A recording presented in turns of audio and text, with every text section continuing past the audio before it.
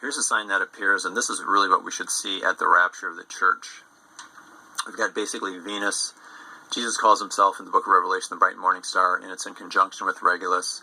Jesus is the Lion of the tribe of Judah, and this occurs in the morning of October 3rd, and this is exactly what we should see at the rapture of the church. It's in the morning, and he comes from the east.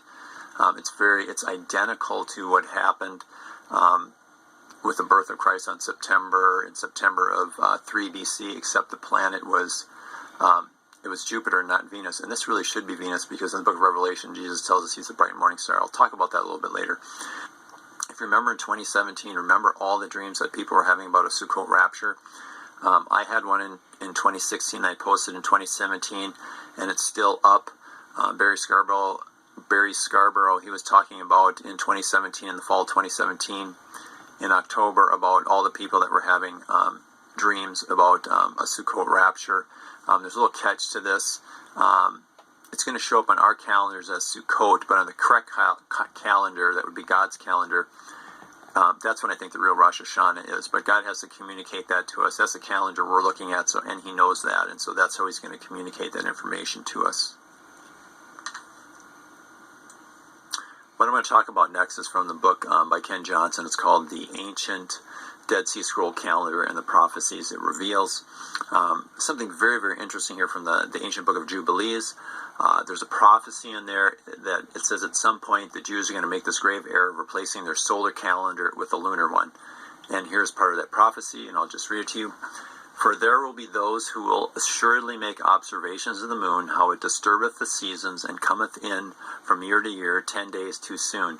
For this reason the years will come upon them when they will disturb the order, and make an abominable day the day of testimony, and an unclean day a feast day. And they will confound all the days, the holy with the unclean, and the unclean day with the holy, for they will go wrong as to the months and Sabbaths and feasts and jubilees. For this reason I command and testify to thee, that thou mayest testify to them. For after thy death thy children will disturb them, so that they will not make the year 364 days only, and for this reason they will go wrong as to the new moons and the seasons and the Sabbaths and the festivals. And again, this is from the ancient book of Jubilees. And then there's a whole bunch of other stuff in here, but here's kind of the conclusion. The Dead Sea Scrolls describe how God created one calendar, and that the Jews kept it pure down through the ages until the time when the Greek Seleucid Empire forced the nation of Israel to adopt their pagan lunar calendar. They also record a prophecy that this will recur, and that was what the prophecy we just read. The Maccabees rose to power and restored Israel's independence, but never restored the original solar calendar.